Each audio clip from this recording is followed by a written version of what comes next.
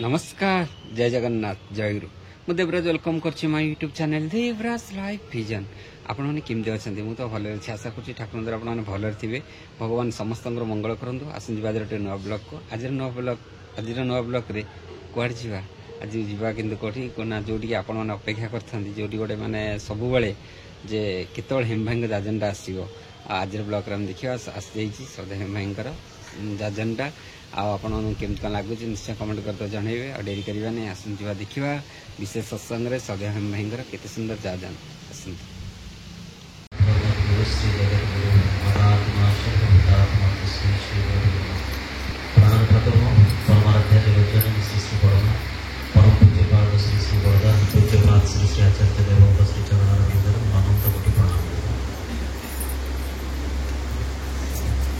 आज दिवाकालीन सत्संग उपस्थित वरण्य ऋतिक दादा महोदय भूत पांजाधारी कर्मी महोदय भक्तिमती मातृमंडली श्रद्धेय गुरुभ्राता मंडली सान बड़ समस्त को मन आंतरिक जयगुरु निवेदन करे खूब भावमय एवं भाव गंभीर आज सत्संग एवं ये जे कीर्तन ये जे भजन जहाँ मनर विभिन्न तरंग को तरंगायित करे एवं ये मन केमती विमोहित हो जाए से आज सनातन धर्म रे आज आर्य परंपरा रे आम संस्कृति रे ये जे नाम संकीर्तन महात्म्यर कथा केते करी वर्णना करा जाए तेणु आज ये नाम संकीर्तन सत्संगर आयोजन परम श्रद्धेय रवि भाई ठाकुर पाखे निवेदन कर भाग्यवान जे आम से सामिल हो माँ श्राद्ध दिवस समय खूब कम सत्संगर सीमित समय भितर भजन कीर्तन एवं तत्सहित ये सदालोचना जो मैंने ज्ञानी गुणी पाखे सहज हो पारे मो भली गोटे मूर्ख पाखे ये तो विराट बड़ जिनस जे अल्प कई पद कथा भितर मोर मालिक को बुझेगा तेरे से जहाँ भी हो चेष्टा तो आम जारी रखू ठाकुर से कथा कहते तुम्हें चेष्टा जारी रख और से चेष्टा आम भी जारी रखू ये रव भाई बाटर आसला बेले हठात कर मन भर आसला जे माँ विगत हवा केते वर्ष हो गला आज भी भाईटी व्याकुलतार सहित श्राद्ध वार्षिकी सत्संग निवेदन करुँच एते भाई मान को डाकी प्रसाद सेवन आयोजन करुँचा किंतु निश्चित भाव से पुण्य गर्भा माँ जहाँ संतान तांको उद्देश्य रे ये सत्संग निवेदन कर आजिकल दुनिया रे श्राद्ध टिकक भी पकेवा पड़ोनी से प्रकार आट ए टाइम सबुदिन जमी गोटाए पिंडदान गोटाए श्राद्ध जमी कम्प्लीट हो भाईना सेमती किसी नियम बताओ बोली संतान मैंने कहते आज रवि भाई रमा सत्संग बसला बेले से दिन सब मन पड़ जाऊला कहीं मुझे जानी आपण मैंने केते दूर परिचित मु बहु पुराणा परिचित एवं रवि भाई को चिन्हवा पूर्व मुझे तो मौसा को आग चिन्ही थी मो छोट बयस जहाँ मु आग देखी एवं जो सत्संग जगत सहित जड़ित हल आम जाचु माँ रोगग्रस्त अवस्था रमा माँ जहाँ प्रति सहज श्रद्धा मोर आरंभ अच्छी रही जे केते घुओ मुत केते सब जिनस कर दियंती पुणी सजबाज होगी मातृ सम्मेलनी सत्संग को बाहरी आसती एवं कौ दिन मु कहीं केबे शुणिनी यही कम्प्लेन करवा जे सासु मते घाटी सारे शेष जीवन जाइके ये जो व्याकुलतार सहित तांकर सेवा अर्चना करवा मु भावुची एटा ही श्रद्धा जीवन में मनीष लोकाचार दृष्टि अनेक किछि कथा करि पारे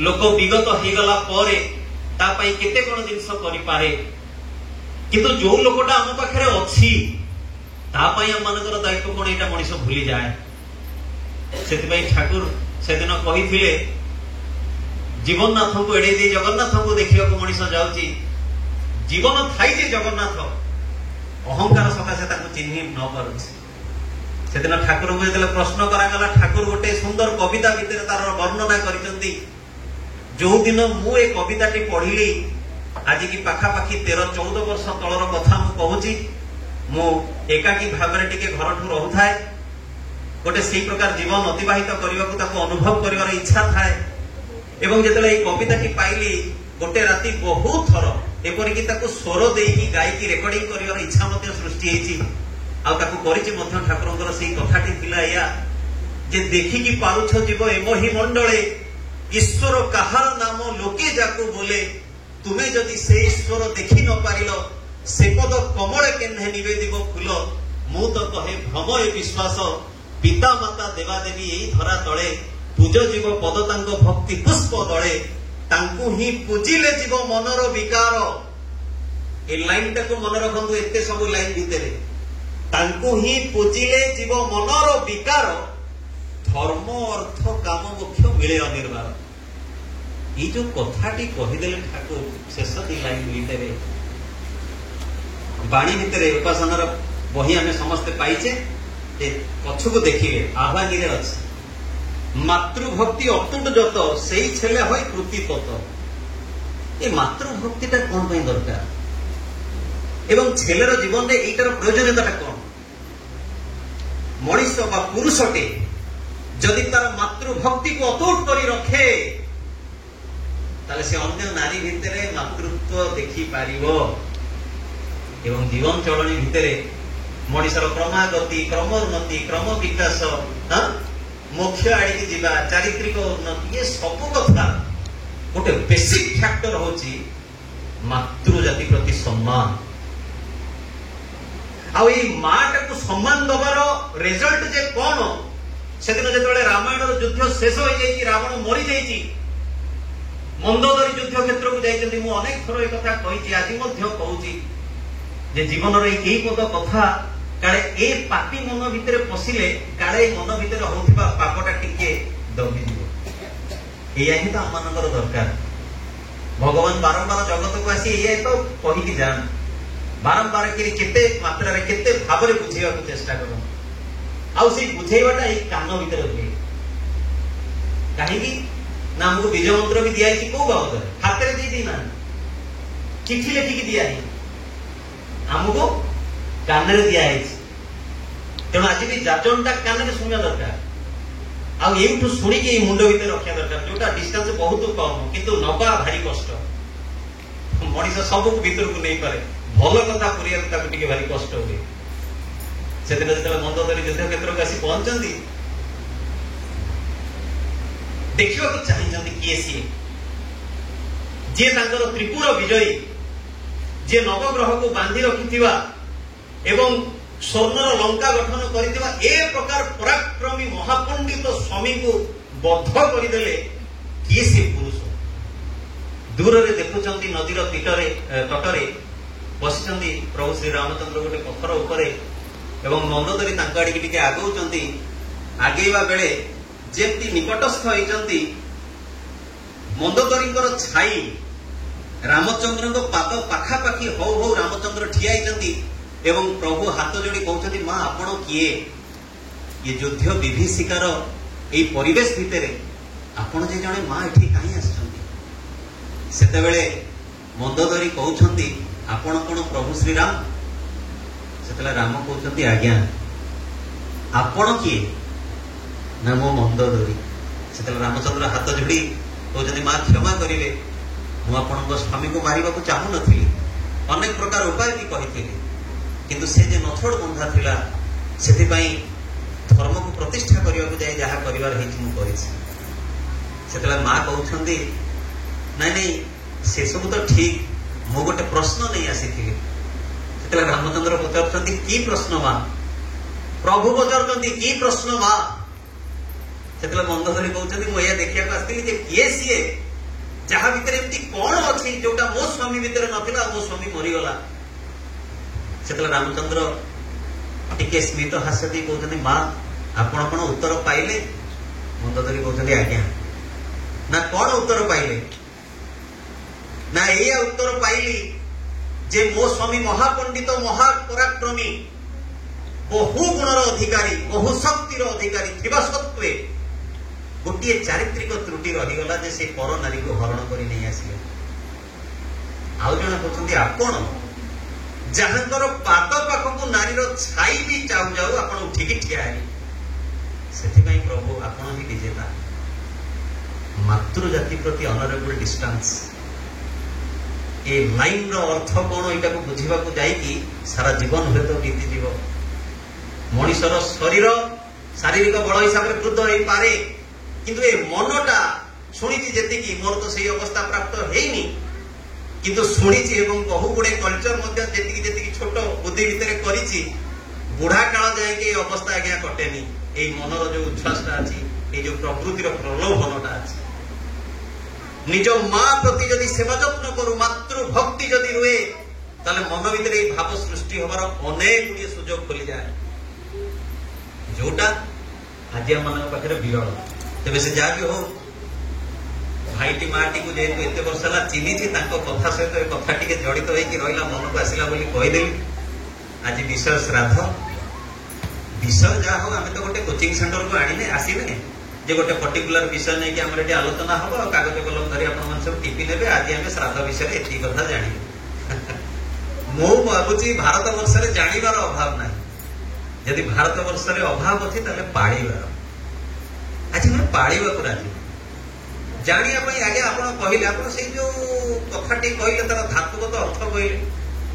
ଆଚ୍ଛା, ଯଦି ଏ ଅର୍ଥ କହିଲେ, ଆପଣ ହିରଣ୍ୟ ଗର୍ଭ ପୁରୁଷ କିଏ ଚିହ୍ନିଛନ୍ତି? କେତେ କେତେ କଥା ଅଣ୍ଟାରେ ହାତ ଦେଇ ଦେଇ ମଣିଷ କେତେ କଥା କହିଦିଏ, କିନ୍ତୁ ସହଜ ସରଳ ଭାବରେ ଭଲ ପାଇବା ଟିକକ ଅନ୍ତର ଭିତରେ ନଥାଏ।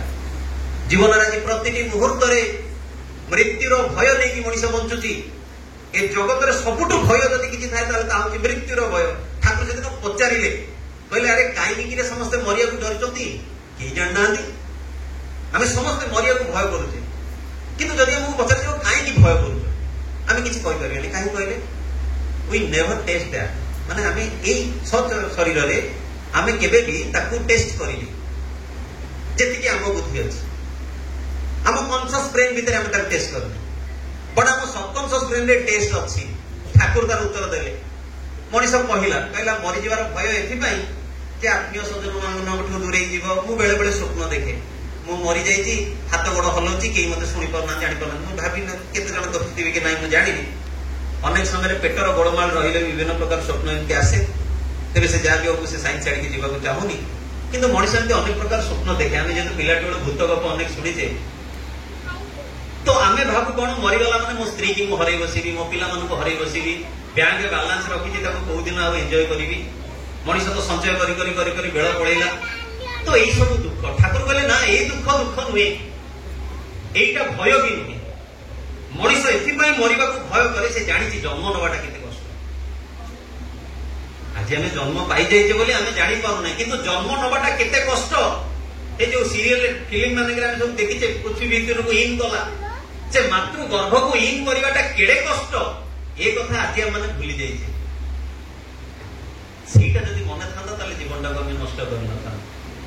ତେବେ এই মৃত্যু পরর পথ কাড়ে খুব অন্ধকারময়, ভারি কষ্ট, ভারি পেনফুল। এবং ସେଥିପାଇଁ ସେଦିନ ହେମଚନ୍ଦ୍ର ମୁଖୋପାଧ୍ୟାୟ ହେମକବି ଗୋଟେ ଲାଇନ ଯେତେବେଳେ ଲେଖୁଛନ୍ତି କବିତା, ଏବଂ ମଧ୍ୟରାତ୍ରିରେ ପଦ୍ମାର ତୀରରେ ଯେତେବେଳେ ବୁଲୁଛନ୍ତି ତାଙ୍କର ସାଙ୍ଗ ପ୍ରଜେତାଙ୍କୁ ଧରିକି, ସେତେବେଳେ ସେ ତାଙ୍କୁ ସ୍ୱରଟା ଶୁଣେଇବା ପାଇଁ, ଆଉ ଟିକେ ଭଲ କେମିତି ହେଇପାରିବ କହିବା ପାଇଁ ଯେତେବେଳେ ସେ ଲାଇନଟି ଲେଖୁଛନ୍ତି, ଏ କଥାଟିକୁ ମୁଁ ମଧ୍ୟ କହିଥିଲି যে তুমি কি রইবে সাথে, যখন এ আওয়াজ ছাড়ি বাহারিব আমি অসীম অন্ধার রাতে, তুমি কি রইবে সাথে। মুখড়াটা খালি কইলি দীপদ লাইন। যেতବେଳେ হেমচন্দ্র মুখোপাধ্যায় যে মঙ্গলার বিরাট কবি, সে যেতବେଳେ এই 3 লাইন লেখুଛନ୍ତି, পদ্মার তীরে চালুଛନ୍ତି, সাঙ্গ অଛନ୍ତି, ମଧ୍ୟରାତ୍ରି ପାଖାପାଖି ରାତି 1 হব, এবং সেই রাত্রিরে 2 জଣଙ୍କ কান্ধ ଉପରେ ଆସିକି ଗୋଟେ ହାତ ପଡିଛି, 2ଟା ହାତ ପଡିଛି। হেমকবি আকস্মাত কাহার কিଏ ଆସିଲା କହି ପଛକୁ ନେଲା ବେଳକୁ ଆଉ କେହି ନୁହନ୍ତି, ଶ୍ରୀ ଶ୍ରୀ ଠାକୁର ଲୀଳାମୟ। କହୁଛନ୍ତି ଏଇ ହେମଦା କଣ ଗୋଟେ ଲେଖିଲ, ଆଉ ଥରେ ଟିକେ ଗାଇଲ। ସେତେବେଳେ ହେମଦା ପୁଣି ସେଇ ଲାଇନଟା ଗାଇବାରୁ ଠାକୁର କହୁଥିଲେ ଏଇ ହେମଦା ମୋର ମନେ ହୁଏ ଆଉ ଟିକିଏ ପରିବର୍ତ୍ତନ ଦରକାର। ହେମଦା କହିଲେ କଣ ଠାକୁର କହୁନାହାନ୍ତି, କୋଉଠି ଭୁଲ ରହିଲା। ମୁଁ ତ ସେଇଥିପାଇଁ ଆଜ୍ଞା କହୁଛି, କାହିଁକିନା ଯିଏ ଆଜି ରୋଷେଇ କରିଥିବେ ସେ ଦେଖିବେ 12 ଜଣଙ୍କୁ ପଚାରିବେ ଆଜ୍ଞା କଣ ଟେଷ୍ଟ ହେଇଗଲାନି। ଯିଏ ଭଜନ ଗାଇଛି ସେଠି ଆଜ୍ଞା କଣ ଆଜ୍ଞା ସବୁ ଠାକୁରଙ୍କ ଦ୍ୱାରା ସବୁ କୁହନ୍ତି, କିନ୍ତୁ ଟିକେ ମନ ଭିତରେ ହଁ ଭାଇ କଣ ଗାଇଲା। ଏଇ ଆତ୍ମସନ୍ତୁଷ୍ଟିଟା ପ୍ରତ୍ୟେକ ଲୋକର ଦରକାର। ତେଣୁ ହେମକବି ବି କହୁଛନ୍ତି ମୁଁ ଭଜନଟା ଲେଖିଥିଲି ଯଦି ଭୁଲ ଅଛି ଟିକେ କହିଦିଅନ୍ତୁ। ଠାକୁର ଯେତେବେଳେ କହୁଛନ୍ତି ମୋର ମନେ ହୁଏ ସେ ଆହୁରି ଖୁସି ଯେ ଆଉ ଠାକୁର ମତେ ଜଣେଇବେ। ସେତେବେଳେ ଠାକୁର କହୁଛନ୍ତି ହେମଦା ଗୋଟେ କାମ କରନ୍ତୁ, ସେ ଯୋଉ କିଟାକୁ କାଟି ଦିଅନ୍ତୁ, ଯେ ଲଗେଇ ଦିଅନ୍ତୁ। ଆଉ ଏଥରକ ଟିକେ ଗାଇଲେ। ସେତେବେଳେ ପୁଣି ହେମଦା ଗାଉଛନ୍ତି তুমি যে রইবে সাথে যখন এ আওয়াজ ছাড়ি বাহারিব আমি অসীম অন্ধার রাতে। জীবনর বঞ্চিত বেড়ে মরিগলা পরে কি যে আমার সাথে রইবে শ্রী শ্রী ঠাকুর, এবং ঠাকুর সেই কথা শুনো শুনো সাথে সাথে বলছে আমি থাকবো আমি থাকবো আমি থাকবো। এই কি ভিতরে সন্দেহ বিশ্বাস আছে যেତେବେଳେ ମୁଁ କହୁଛି ଯେ କିଏ ସିଏ ରହିବ ମୋ ସାଙ୍ଗରେ, ମୋ ଜୀବଦଶା ଭିତରେ ମୁଁ ମରିଗଲା ପରେ ମୋ ସାଙ୍ଗରେ ଯିବା ପାଇଁ, এটা সন্দেহ অবিশ্বাস। যেତେବେଳେ ସେ କହିଲେ তুমি যে রহিবে সাথে, সেটা হচ্ছে আত্মবিশ্বাস। জীবনের গুরু গ্রহণ করলে এই আত্মবিশ্বাস আসে। হারিবিনি মরিবিনি, জীবনের প্রতিটি সে পরিস্থিতিরে এই মরিবিনি মানে কোন হে শারীরিক মৃত্যু হয়ে যাও জীবনের প্রতিটি অবস্থায়। কাইকি না ଏବେ ସାଇନ୍ସ ମଧ୍ୟ କହୁଛି, କେଡେ କେଡେ ବ୍ରହ୍ମବିଦ, କେଡେ କେଡେ ଆଷ୍ଟ୍ରୋଲୋଜର ସମସ୍ତେ କହିଛନ୍ତି ଯେ ମୃତ୍ୟୁ ପରେ ବି ଜୀବନ ଅଛି। ଆଜି ଯୋଉ ରବି ଭାଇ ତାଙ୍କର ବିଗତ ଆତ୍ମା ମାଙ୍କ ପାଇଁ ଶ୍ରାଦ୍ଧ ନିବେଦନ କରୁଛନ୍ତି, ସେ ମଧ୍ୟ କୋଉଠି ନା କୋଉଠି ଶରୀର ଧାରଣ କରି ଏ ସତ୍ସଙ୍ଗକୁ ପ୍ରାପ୍ତ କରିବା ହେବେ ସୁନିଶ୍ଚିତ। ସେ ମଣିଷ ରୂପରେ ଆସିଛନ୍ତି, ଯଦି ମଣିଷ ରୂପରେ ଆସିନାହାନ୍ତି ତାହେଲେ ଯୋଉ ଅବସ୍ଥାରେ ବି ଅଛନ୍ତି ସେଠି ସେଇ ଆତ୍ମା ଗୋଟେ ଶରୀର ଧାରଣ କରି ରହିବ ନିଶ୍ଚୟ, ଏବଂ ସେଇ ଆତ୍ମା ପାଖରେ ପରମ ପିତାଙ୍କର ଭାବ ପହଞ୍ଚିବ ତା ମଧ୍ୟ ନିଶ୍ଚୟ। ସେଥିପାଇଁ ଜୀବନରେ ଏଇ ଗୁରୁ ଗ୍ରହଣ କରିବାର କଥା, ଜୀବନରେ ତାଙ୍କୁ ଭଲ ପାଇବାର କଥା ମଣିଷ ଭୁଲିଯାଏ। ଦ୍ୱନ୍ଦ୍ୱ ବାଧା, କେତେ ଜଞ୍ଜାଳ, କେତେ ଲୋଭ, ରାତି ପାଇଲେ କେତେ ତୁ ତୁ ମେ ମେ ଟଣା ଓଟରା ଭିଡା ଭିଡି। ମଣିଷ ସତ୍ସଙ୍ଗକୁ ଆସିକି ବି ଭିଡା ଭିଡି ଅଛି। ଏ ତମେ କଣ ନା ନା ତମ କଥା ମୁଁ ଶୁଣିବିନି, ତମ ବିଷୟରେ ମୁଁ ଶୁଣିଛି ତମେ ଅମକ ସମକ ସମକ, ତମ କଥା ଶୁଣିବି। ଏ ତମେ କଣ ତମେ ସେଠିକି ଗଲ, ମୁଁ ଆଉ ସେଠିକି ଯିବିନି। ମଣିଷର କେତେ ପ୍ରକାର ପାତର ଅନ୍ତର, କେତେ ଭେଦଭାବ। ଠାକୁରଙ୍କୁ ଯେତେବେଳେ ପ୍ରଶ୍ନ କରାଯାଇଛି ଠାକୁର ଆପଣ କାହିଁ ସତ୍ସଙ୍ଗରେ ଏତେ ସବୁ ଅଳିଆକୁ ରଖିଛନ୍ତି, ଆପଣ ବାହାର କରିଦିଅନ୍ତୁ, ସତ୍ସଙ୍ଗ ଏମିତି ଭଲ ଲାଗୁନି। ଠାକୁର କହିଲେ ଏଇ ଶୁଣ, ତ୍ୟାଗ ଦିଟା ଜିନିଷକୁ କରାଯାଏ, ମଳ ଆଉ ମୂତ୍ର, ତା ବ୍ୟତୀତ ଆଉ ମୁଁ ତ୍ୟାଗ କଣ ଜାଣେ ନା। ଜୀବନରେ ଏଇ ଭଲ ପାଇବାର ଆବେଗଟିକକୁ ଆମ ଭିତରେ ଦରକାର। ଯଦି ଭଲ ପାଇବାର ଆବେଗଟା ଆମ ଭିତରେ ନ ରୁହେ ତାହେଲେ ଆମେ ପରମ ପିତାଙ୍କୁ ବୁଝିପାରିବା। ସେଇ ହେମଦାଙ୍କର ଶେଷ ଜୀବନର ଗୋଟେ କଥା କହି ସାରିବି। ଦାଦା ଅଛନ୍ତି, ସେ ମଧ୍ୟ ବିପଦ କହିବେ। ହେମଦାଙ୍କର ଲିଭର ଖରାପ ହେଇଯାଇଥାଏ, ମଦ୍ୟପ ଥିଲେ, ଲିଭର ଡ୍ୟାମେଜ। ଠାକୁର ତାଙ୍କୁ ଘିଅ ଖାଇବା ପାଇଁ ମନା କରିଥିଲେ, ଏବଂ ସେ ସମୟରେ ଯୋଉ ଘିଅ ଥିଲା ସେ ଦେଶୀ ଗାଈର ଘିଅ ଥିଲା। ଆଜିକାଲି ଘିଅ ଆପଣ ଭାବିପାରନ୍ତି କଣ ସେ ଘିଅ, ସେ ଘିଅ ବହୁତ ଅଲଗା ଘିଅ। ତେଣୁ ଠାକୁର ତାଙ୍କୁ ମନା କରିଥିଲେ ଯେ ଆପଣ ଦାଦା କେବେ ଘିଅ ଖାଇବେ। କିନ୍ତୁ ମଣିଷର ଲୋଭ, ଯୋଉ କଥା ମୁଁ ବାରମ୍ବାର କହୁଛି ଯେ ହେମଦା ଦିନେ ବିକଳ ହେଇକି ତାଙ୍କ ଲୋଭ ସମ୍ବରଣ କରିପାରୁନାହାନ୍ତି, ଠାକୁରଙ୍କ ପାଖରେ ହାତ ଯୋଡ଼ି ପ୍ରାର୍ଥନା କରି ବସିଲେ যে ঠাকুর আমি একটু ঘি ভাত খাবি। প্রার্থনা করে বসিলে ঠাকুর কইছন্তি যে ঈশ্বরଙ୍କର হাত বন্ধা।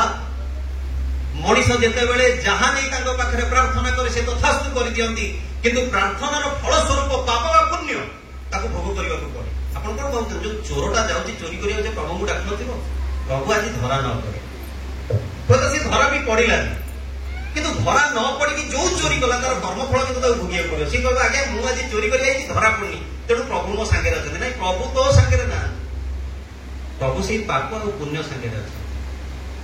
ତେଣୁ ହେମଦା ଯେତେବେଳେ ଏତିକି ପ୍ରାର୍ଥନା କରିଦେଇଛନ୍ତି, ଠାକୁରଙ୍କ ମୁହଁଟା ବିଷମ ନାହିଁ। ଠାକୁର କହୁଛନ୍ତି ହେମଦା ଏ କି କରଲି, ଯୋଉ କହୁଛନ୍ତି ତଥାପି କହୁଛନ୍ତି ନାଇଁ ଠାକୁର আমি একটু খাবি। ମଣିଷ ବେଳେ ବେଳେ କୁହେନି ବହୁତ ଜଣଙ୍କର ଆଜ୍ଞା ସବୁ ତ ଛାଡ଼ିଦେବୁ ଆଉ ବଞ୍ଚିବୁ କାହିଁକି, ଆଜ୍ଞା ଚିକେନ ନାହିଁ, ମଟନ ନାହିଁ, ମାଲ ଟିକେ ନାହିଁ, ଟୋକା ଗୁଡାକ ମାଲ ପିଇବ କି ଟୋକା, ଟୋକାରେ ପୁରୁଷର ପଦବାକ୍ୟ ନୁହଁ ଯଦି ମଦ ନ ପିଇଲ। ट्रेंड चली ना दुनियादारी में बाप को मिसिकी चेस कौन से चेस करते क्यारम करते मुझे जानी कोई करी क्षमा करी आज्ञा कहा मानसिकता कौन ही थाई पारे। हेमदा ହେମଦା କହି ବସୁଛନ୍ତି ଯେ ମୁଁ ଖାଇବି। ଠାକୁର ବଡମାଙ୍କୁ ଅନେଇକି ଏଇ ବଡ ବୋଉ ଏତିକି ଡାକିଛନ୍ତି, ସିଏ ବି ଅତନ୍ଦ୍ର ପ୍ରହରୀ, ଆଉ ସିଆଡିକି ଯିବିନି ଯେ ମା କିଏ। ଠାକୁର ଖାଲି କହିଛନ୍ତି ବଡ ବୋଉ, ମା କହୁଛନ୍ତି ହଁ ହଁ ବୁଝିପାରିଲି ବୁଝିପାରିଲି, ଆଉ କିଛି କହିବା ଦରକାର ନାହିଁ। ଆଜିକାଲି ତ ସ୍ୱାମୀ ଚିଲେଇ ଚିଲେଇ ସ୍ତ୍ରୀ ବୁଝିବ। ଠାକୁର ଖାଲି ଡାକିଦେଲେ ବଡ ବୋଉ, ବଡ ବୋଉ କହିଲେ ହଁ ବୁଝିଲି, ରେଡି ହେଇଯିବ, ବ୍ୟସ୍ତ ହୁଅ। ଦିପରେ ଘିଅ ଭାତ ହେଲା, ଖାଇଲେ ହେମଦା ମନ ଶାନ୍ତି। ଏଇ ଯେ ଖାଇଛନ୍ତି, ଖାଇକି ଉଠି ହାତ ମୁହଁ ଧୋଇବା ଭିତରେ ଝାଡା ଲାଗିଲା। ଆଉ କୁଟୀର ଯାଇକି ଘର ଯାଇକି ଯିବା କଣ୍ଡିସନ ନାହିଁ, ସେଇଠି ବାଥରୁମ, 2-3 ଥର ବାଥରୁମ ଲଗାତାର। ଠାକୁର ସେଠୁ କହିଲେ କଣ ହେମଦା? ନା ଠାକୁର ପେଟ କାଟି ଝାଡା ହେଲେଣି। ଠାକୁର କହୁଛନ୍ତି ଆପଣ ଗୋଟେ କାମ କରନ୍ତୁ, ଘରକୁ ପଳାନ୍ତୁ। ନା ଘରକୁ ପଳେଇବେ? ନା ହଁ ଘରକୁ, ତୁରନ୍ତ ଘରକୁ ଯାଆନ୍ତୁ। ଏଇଠି ଦେଖନ୍ତୁ ପରମ ପିତାଙ୍କର ଲୀଳା। ଘରକୁ ଯାଆନ୍ତୁ ବୋଲି କହିଦେଲେ, ହେମଦା ଘରକୁ ଯାଇଛନ୍ତି। ସେତେବେଳେ ସବୁ ଘର, ଆଶ୍ରମର ଘର, ଛୋଟିଆ ଛୋଟିଆ ଘର, ସବୁ କବାଟ ଝରକା ସବୁ ଖୋଲାମେଲା ଥାଏ। ଘର ପାଖାପାଖି ହେଲା ବେଳକୁ ହେମଦା ଦେଖୁଛନ୍ତି ତାଙ୍କ ସ୍ତ୍ରୀ ତ ପାଖରେ ଜଣେ ପୁରୁଷ ବସିଛନ୍ତି, ଏବଂ ସେ ଏ ରକମର ବସିଛନ୍ତି ଯାହା ଦେଖିବାକୁ ଭଲ ଲାଗିବ। ଘରେ କେହି ନାହାନ୍ତି, ମୋ ସ୍ତ୍ରୀ ପାଖରେ ଏ ଲୋକଟା କିଏ କହିକି ଯେତେବେଳେ ହେମଦା ଜୋର ଜୋର ପାଦରେ ଯାଇଛନ୍ତି, ହଠାତ୍ କିରି ସେ ପୁରୁଷଟି ବାରିଆଡେ ଦୌଡ଼ିକି ପଳେଇଲେ। ସ୍ତ୍ରୀକୁ ଯାଇ ପଚାରିଲେ କିଏ ସିଏ, କିଏ ଏଠି ବସିଥିଲେ? ସ୍ତ୍ରୀ କହୁଛନ୍ତି କାହିଁ, କିଏ, କୋଉଠି? ତମେ ପାଗଳ ଭଳିଆ କଥାବାର୍ତ୍ତା କରୁଛ, ମୁଁ ନିଜେ ଦେଖିଲି ଏଇଠି ଜଣେ ବସିଥିଲା, ଏଇଠି ପଳେଇଲା, ଅମ ଗଲା। ସ୍ତ୍ରୀ କହୁଛନ୍ତି ନାଇଁ, ତମକୁ ଭ୍ରମ ହେଇଛି, ତମର କଣ ଦେହ ଭଲ ଇଏ ନାହିଁ। ନା ନା ନା ତମେ ମିଛ କହୁଛ କହି ପାଟିତୁଣ୍ଡ କରିକି କହିଲେ ମୁଁ ତମ ବିଷୟରେ ଯାଇକି ଠାକୁରଙ୍କୁ କମ୍ପ୍ଲେନ କରିବି। ଠାକୁରଙ୍କ ପାଖକୁ ଦୌଡ଼ିଲେ। ଠାକୁରଙ୍କ ପାଖକୁ ଦୌଡ଼ିକି ଯାଇ ଠାକୁରଙ୍କୁ କହୁଛନ୍ତି ଠାକୁର, ମୋ ସ୍ତ୍ରୀ ଦେଖନ୍ତୁ କଣ ମିଛ କଥା କହୁଛି, ମୋ ସ୍ତ୍ରୀ ପାଖରେ ଅନ୍ୟ ଗୋଟେ ପୁରୁଷ ଆସିକି ବସିଛି, ସେ ପର୍ଯ୍ୟନ୍ତ ସେ ଚିହ୍ନି ପାରୁନାହାନ୍ତି ସେ ପୁରୁଷ ଜଣକ କିଏ, କାରଣ ସେ ଦୌଡ଼ିକି ପଳେଇଛନ୍ତି। ଠାକୁର କହିଲେ ତୋର ଝାଡା ହେଇକି ମତିଭ୍ରମ ହେଇଯାଇଛି, ବାଉତରେ ବୁଲୁଛ। ଠାକୁର ନା ତୁ ଯା, ଯେମିତି ଠାକୁର କହିଲେ ସେଠୁ କଣ କରିବି, ପୁଣି ଗଲେ। ପୁଣି ଯେତେବେଳେ ଘର ପାଖାପାଖି ହେଇଛନ୍ତି, ଏଥରକ ଦେଖୁଛନ୍ତି ସେଇ ଲୋକ, ସିଏ କିଏ, ପଞ୍ଚାନନ ସରକାର। ତାଙ୍କ ସ୍ତ୍ରୀ ଗୋଟାଏ ମିଠା ତାଙ୍କ ପାଟିରେ ଖୁଆଉଛନ୍ତି, ଆହୁରି ବିକି ପଡିଲା। ଏ ପ୍ରଭୁ ସେଥରକ ଦେଖିଥିଲି କଣ ଇଏ ଆସି ଘରେ ବସିଥିଲା, ଆଜି କଣ ଦେଖୁଛି ମିଠା କହିଲେଣି ପାଟି ଭିତରେ। ଦୌଡ଼ିଲେ, ଜୋରେ ଦୌଡ଼ିଲା ବେଳକୁ ସିଏ ବି ସେଠିକି ଜୋରେ ଦୌଡ଼ିକି ବାରିଆଡେ। ସ୍ତ୍ରୀ ଆହୁରି ଟେନସନ, କାହିଁକି ନା ଇଏ ଗାଳି, ଏଇନା ଏଇନା କଣ କରିବୁ, ନା କଣ କରିବି, ନା ଏଇନା ମିଠା ତା ପାଟିରେ ଦେଲୁ, ନା କୋଉ ମିଠା, କାନ୍ଦି, କିଏ, କଣ, ସବୁ ଅଭିନୟ। ହେମଦା ପୁରା ଟେନସନ। କଣ 2 ଥର ହେଲା ଆଖିରେ ଦେଖୁଛି, ଇଏ ଗାଲୁଆ ଲୋକ ମତେ ଗାଲୁ ପେଲି ଦଉଛି, ମାନେ ପୁରା ଏଇ ଟେନସନ ଭିତରେ ଏତେ ଟେନସନ ଆଉ କହିବାର କଥା ନାହିଁ।